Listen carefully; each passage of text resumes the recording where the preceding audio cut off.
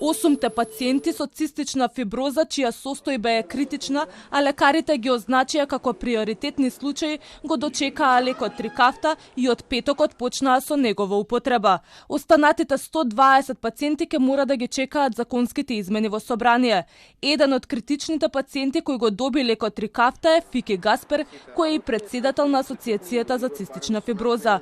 Гаспер е дециден. Лекот делува брзо и ефикасно и пратениците мора да ги гласаат законските измени, бидејќи рокот за директна набавка на Трикафта е само 1 година.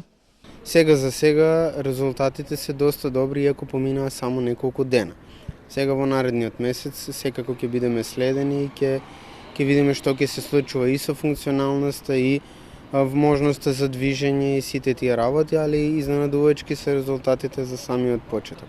Крај на година се надеваме дека тоа што не беше ветено за 30 пациенти ќе си остане, во кој нормално треба да се сработат и овие што се со интервентниот увоз да си продолжат со новата програма која што ќе биде за овие лекарства. Во текот на другата година до самиот крај на 24-то очекуваме сите кои што генетската мутација им дозволува да го примаат овој лек и да имаат бенефит да го добијат. Тоа е да функционираме целосно во однос на сите пациенти. Според директорката на детската клиника Стојка Фуштик, сите пациенти имаат право на лекот, но први го добиле оние кои имале влошена белодробна функција.